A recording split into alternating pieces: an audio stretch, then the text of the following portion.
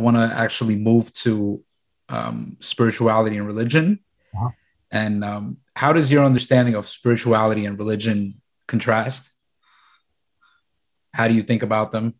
So this is this is a sort of, so first of all, I'm just going to hold the word spirituality and religion without any kind of pejorative character, without any kind of judgment, because sometimes people experience religion as essentially a bad thing.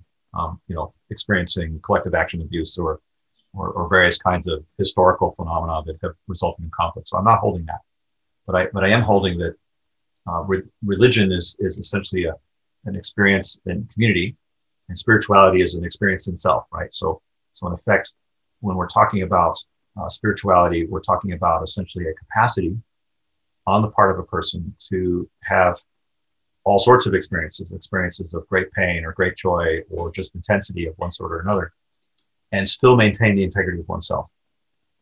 So in this sense, spirituality is a quality or a strength that one has to be able to remain whole, remain in integrity, even in the face of strong forces in life.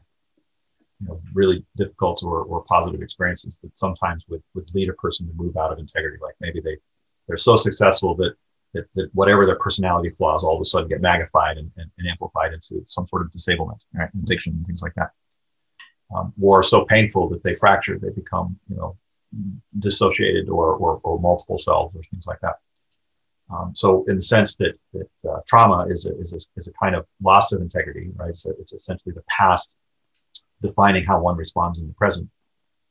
That there's a notion that spirituality is essentially the realization of cure for this sort of thing. It's like, what are the skills that help us to basically be able to be fully present in the moment as a whole and integral being, as a complete self.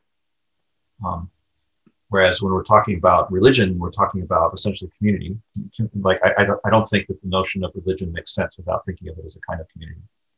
And I think similarly that anywhere that there's community, where there's people that care for one another, there's a language and a culture that goes with that. And to some extent, that can be described as a sort of religious principle. But so is there any community that's not a religion? Or is there any religion that's not a community? I think not. So in that sense, I tend to use those words more or less interchangeably. But now and of course, I need to specify this because most people wouldn't know that unless I just told them. So then there's a sense of which, as we are looking to talk about interior integrity in the sense of spirituality, we can now talk about community integrity. Like, how strong is the community? How strong are the relationships of care? Are they able to integrate all sorts of, people and circumstances and be able to navigate that with grace, that the right things can happen more often than not, that relationships endure, and that, the connections of communication are holding, and that the agreements actually make sense. And so in this sense, the notion of community as being about the relational integrity or the agreement integrity or the communication integrity among a body of people, even when people come and go, for example, then, now we have this sort of beautiful mirror image of, integrity in the external sense is what we call religion, and integrity in the interior sense is what we call spirituality. And they're both measures of strength. They're defined in terms of strength rather than power. And that's, again, power would be, something that needs to be demonstrated to, a force that overcomes a distance, overcomes a resistance in a given inverse in time, right? The smaller the time, the more the force, and the greater the resistance that's overcome, the more powerful it is. But strength can be essentially an idea of, despite many oncoming forces, that it remains the same. It's not making a change, overcoming a resistance, and therefore different. It's staying the same even despite all sorts of incoming forces. And rather than being inverse in time, it's, the longer the time that it can do that, the stronger.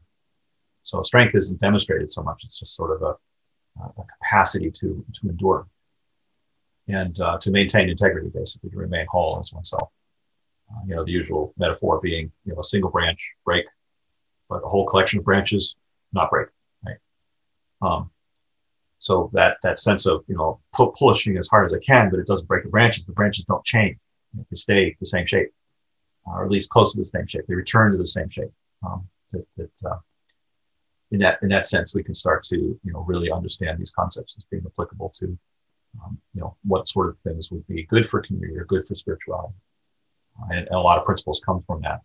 Like in physics, for example, you can visit it, or something called Young's modulus, is the stress versus strain ratio, for example, or that sort of, to what degree does an oncoming pressure result in an underlying deformation? And so, in a sense, we can think about trauma in that same sort of way, and the use of let's say, psychedelic substances as a method of creating enough plasticity to cure trauma, for example, and why that would want to be held in a community context rather than in just an individual context, and why we would want to help those in a sacred way rather than a non-sacred way. So all these things connect. There's a huge amount of interleave of how these concepts come together. So in that sense, when we're thinking about spirituality and religion, we can identify a few basic litmus tests. For example, if it has a name, it's in community. Therefore, it's a religion. If it doesn't have a name, more likely to be a spirituality or about spirituality. So, flat out, if it's something that can be communicated, it's more likely to be part of religion. Not always, but more generally. I mean, I can point to interior integrity and stuff like that, but just the more that I formalize it, the more likely it's going to become a cultural artifact of some sort.